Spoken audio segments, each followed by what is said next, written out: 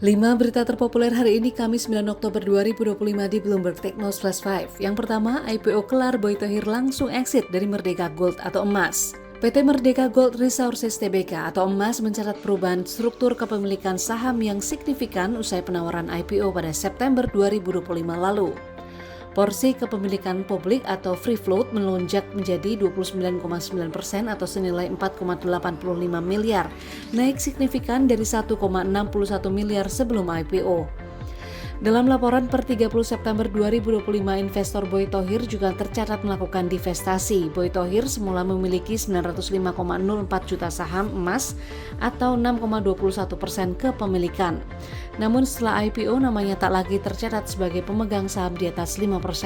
Penambahan porsi saham publik dinilai sebagai katalis positif bagi saham emas karena memperbesar peluang emiten masuk dalam perhitungan indeks global seperti Morgan Stanley Capital International atau MSCI yang menggunakan metodologi Free Float Adjusted Market Capitalization. Kedua, jaksa revisi status Riza Khalid dan Juristan bukan stateless. Kepala Pusat Penerangan dan Hukum Kejaksaan Agung Anang Supriyatna dikutip pada Rabu 8 Oktober 2025 menyatakan pencabutan paspor Riza Khalid tersangka kasus korupsi tata kelola minyak mentah PT Pertamina dan Juristan tersangka korupsi pengadaan laptop Chromebook di Kemendikbud pada periode 2020-2022 tidak lantas membuat keduanya stateless atau kehilangan status kewarganegaraan. Lebih lanjut, Anang menyatakan dengan pencabutan paspor sejak Agustus lalu, maka akan membatasi pergerakan Riza Khalid dan Juristan, sehingga keduanya tidak bisa berpindah negara dan menjadi ilegal. Langkah ini menjadi strategi untuk memaksa tersangka kembali ke Indonesia melalui surat perjalanan laksana paspor atau SPLP. Selain itu, Kejaksaan juga telah mengajukan red notice pada Interpol bagi keduanya. Sebelumnya diketahui Riza Khalid berada di Malaysia sejak Februari lalu, sementara Juristan dikabarkan berada di Australia bersama keluarga. Ketiga, altcoin yang berpotensi cuan usai Bitcoin cetak ATH. Pasar mata uang kripto sepanjang 2025 memasuki fase transformatif ditandai dominasi Bitcoin dan aset kripto lainnya atau altcoin. Hal ini usai BTC mencapai all-time high atau ATH akhir pekan lalu dengan harga 2 miliar rupiah dan kapitalisasi pasar 2,1 triliun dolar Amerika Serikat atau sekitar 34.738 triliun rupiah. Sementara dominasinya naik 65,1% di Juni 2025 dan hal ini membuat BTC tetap menjadi landasan pasar kripto.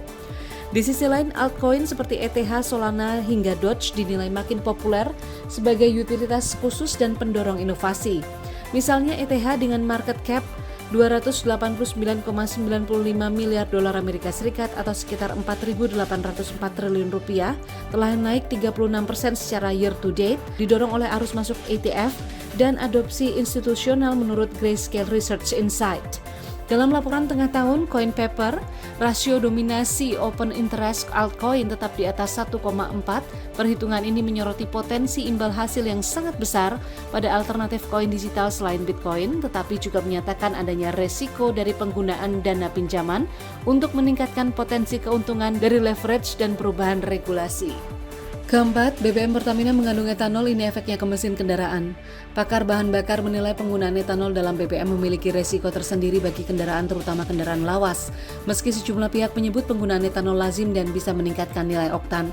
Guru Besar Fakultas Teknik Mesin dan Dirgantara dari ITB Tri Yuswijayanto menyatakan kandungan energi etanol lebih rendah dibandingkan bensin dengan rentan 26,8 hingga 29,7 megajoule per kilogram, sedangkan bensin sekitar 40 mg per kilogram. Namun penambahan etanol membuat kandungan energi campuran bensin turun sekitar 1%. Selain itu, kadar oksigen tinggi dapat meningkatkan air fuel ratio atau AFR, sehingga mesin cenderung lebih panas jika kadar etanol terlalu tinggi. Karakteristik etanol yang higrokopis membuat etanol mudah menyerap uap air sehingga meningkatkan kadar air dalam bensin. Jika bensin tercampur air, maka kadar etanol menurun dan otomatis membuat nilai RON ikut turun. Kelima, Kashkari The Fed peringatkan dampak pemangkasan suku bunga tajam. Presiden Federal Reserve Bank Minneapolis Neil Kashkari pada Selasa 7 Oktober 2025 memberi peringatan bahwa pemangkasan suku bunga drastis beresiko memicu lonjakan inflasi.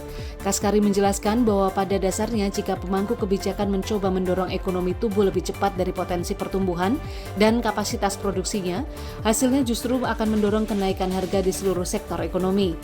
Ia juga menyatakan sejumlah data ekonomi terbaru menunjukkan signal stagnasi ekonomi Amerika Serikat di tengah inflasi yang masih bertahan tinggi. Pandangan Kashkari ini disampaikan dalam diskusi panel bertema kecerdasan buatan dan perekonomian yang diselenggarakan oleh Minnesota Star Tribune. Itu dia 5 berita terpopuler pilihan Bloomberg Technos hari ini. Ikuti terus update selanjutnya di www.bloombergtechnos.com.